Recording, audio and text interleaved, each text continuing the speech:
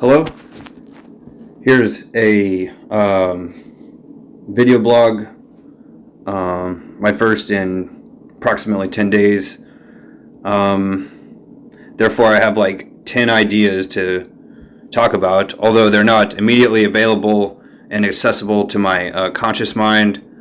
Therefore, I'm just gonna, I don't know.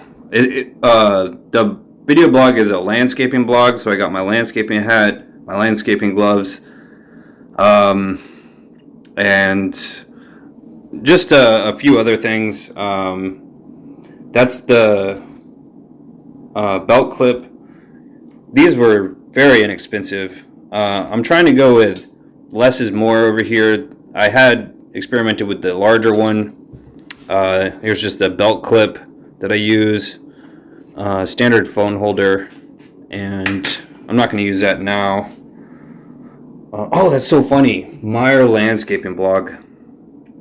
I was in a video gaming stream live chat yesterday. Here's my quick stand-up session. Everyone was making fun of the guy Soap, the main character of Call of Duty, and all of his squad mates, they were like running down a hill. They were scurrying down this hill in South America, being chased by not vigilantes, like a private military company, and all the squad mates were shouting, in the game at the main character. They were saying, "Take cover, take cover, take cover!" Right? And there were trees and rocks to take cover on. They're running down this hill, and a lot of people in the chat were making obvious jokes. I don't know. And when they were saying take cover, I typed out cover your A star with soap, because that's the main character's name was Soap. Cover your blank with soap. Right? That was a real hard hitting punchline, if I'm just going to be honest. That happens. I accidentally pressed that button. I never use it. I don't know how to save the transcript. The automated transcript stuff is pretty great. So about this book, even in the live chat yesterday, it was the Call of Duty video game, and I was saying, the 9th of the 10 strategies of war in the book was do not build fortresses in the first place because isolation is dangerous. They were all cooped up inside a compound, and it's like they had already made the mistake of cooping up. Before they made the mistake of cooping up, they had built the fortress in the first place. And, tanks are kind of mobile fortresses. I should know which one it is. Yeah. We were also talking about this controlled chaos strategy. Video games, multiplayer games are too chaotic. The idea is what I was saying in the live chat, members only chat, was so a 1 versus 1, that's an intimate conversation. Like myself and I and my camera are having an intimate conversation. Yet 3 or more is not a crowd. It is not a company. It's socializing. So that's just an easy way to think about it.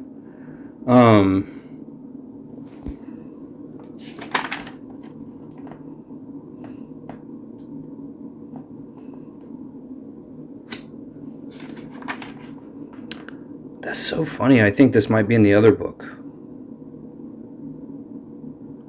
It really is in the other book. So, we're in the year 2022. This might be a good representation of 2,000 years of time. So we're about to hit the year 23, and that changes into part 5 in this book. And so each one of these years I just compared to like 2019, 2018, 2017, etc. Here was the year I graduated high school, just, random.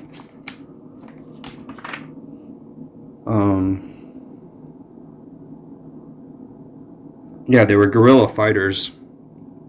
The guerrilla chapter is actually the void.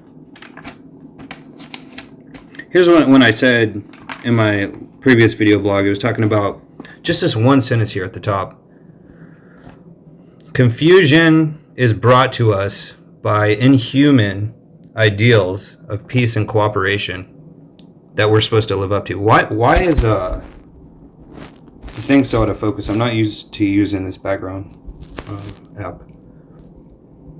So it's just having problems focusing, I think.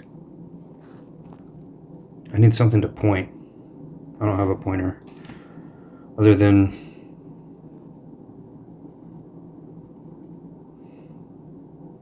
practical knowledge. That's what this book is about. Practical knowledge. So this confusion word is the key word, right? Conflict and confusion. So let me go back.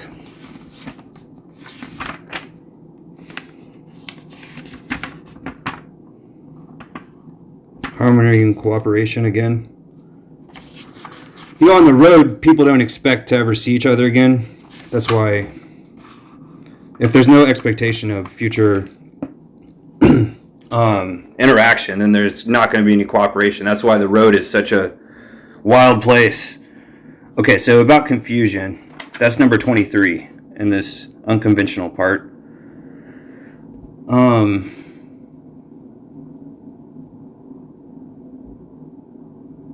Could I just skip straight to 298 where it explains what this means? Compared to all of these are about convention. These are conventions right here. What? Yeah, there is no part about conventional. There might be one chapter about it. I'll say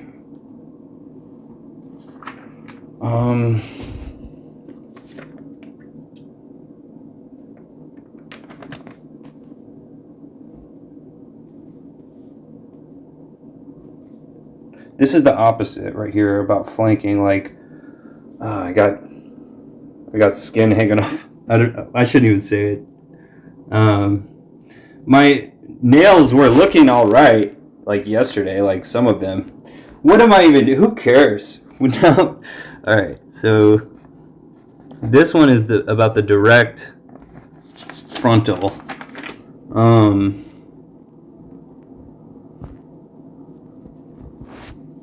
Yeah, so I was talking about this yesterday in the chat, the control chaos strategy.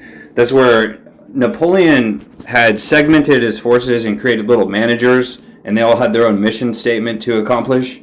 And that's the idea of a multiplayer game. And I was trying to relate it to, like, there's no way to practice football 1 versus 1. You know, basketball, maybe. Baseball, soccer, not really. Like, no sports are... There's no real way to practice them 1 versus 1. Real sports take off and become popular in the culture because it takes more than two to make it like a popular thing. So anyways, I'm already lost up in this. I'm losing my presence of mind. So the cover finally fell off of this. And so I use it as like a lampshade. This is the easiest explanation of what war is. Oops. It's being overwhelmed, right? Sudden overwhelming.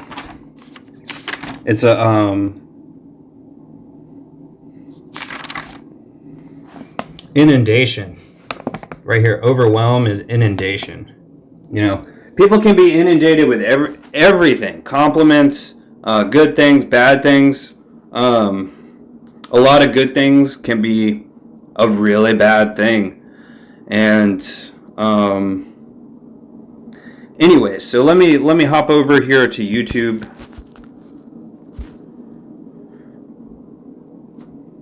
Where I have something prepared. I was trying to think. I was gonna have songs going for the landscaping video, and then this from 2 hours ago showed up. I don't really have a reply. other than, I don't know. I was trying to not include this. Anyways, I thought about having that as the audio. That would be more of a personal journal. So, how's this gonna work? Here, something I just noticed. I was listening to one of the songs on this playlist, and where it says USS, it stands for United States Ship, but it also stands for, what does it stand for? The USSR. United, I'm not even going to say what it is. I was watching this video here that I made 2 weeks ago that features Beatles USSR song and Beach Boys Surfing USA.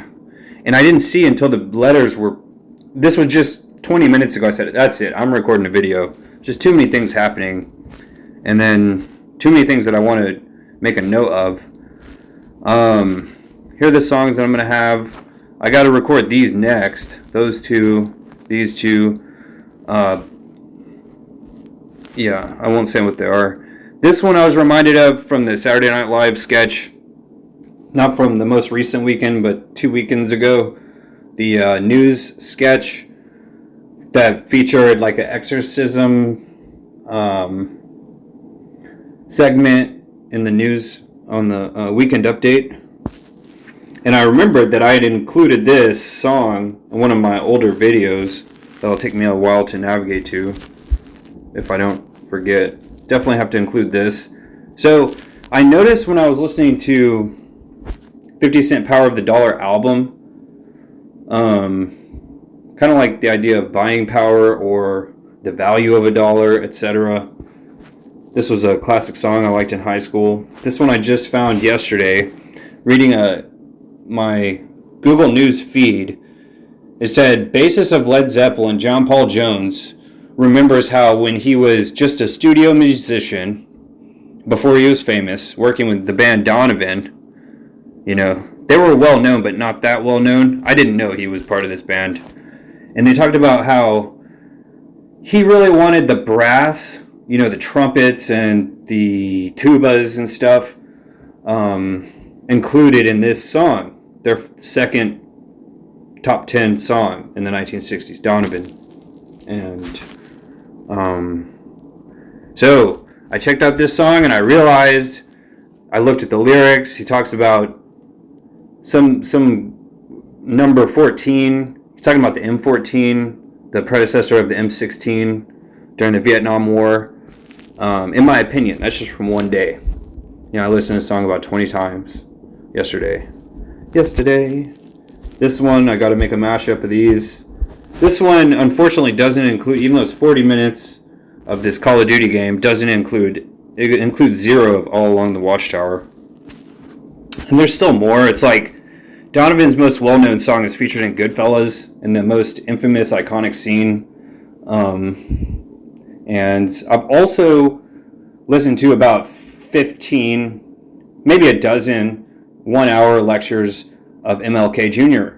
And there's a section that he has talking about a shoe shiner, be the best, landscaper you can be, and all this stuff. And there's just so many iconic quotes in his speeches, especially the one where he talks about radios and TVs, and he just has such a loud, MLK Jr., his voice is just so booming. And this is a lecture from 1954, the year my mom was born, and so in this lecture he talks about, it's more of a sermon, his voice is just so booming, he hits with a punchline, he's like the hardest hitting punchline, right? And, it's so ironic that how he talks about, I also mentioned this in the live chat yesterday, I don't know what to say. I didn't expect to fall down that, I wouldn't call it a rabbit hole, I'm just saying I got to sample what he's saying and compare it to Chris Tucker's most infamous quote from Rush Hour movie, where he was the highest paid actor of world history, of anyone. You know, the first highest paid actor I think was it Jim Carrey? No, I think they had the same initials. Was it Tom Cruise? It was someone else. The highest paid actor at the time was like 1995-ish, and then they made Rush Hour in like 1997. It was $25 million paycheck he got. And the most iconic part is with the Beach Boys in the radio, and you know, Jackie Chan, you know, character, you know, sitting in the passenger seat, and then Chris Tucker in the left driver's seat. He's like, "Don't ever touch a black man's radio," and that's just what it reminds me of when MLK. It's at this one specific part of the speech from 1954. I don't even remember the name of it off the top of my head. There's just so much stuff that I've studied over the years and researched that I sort of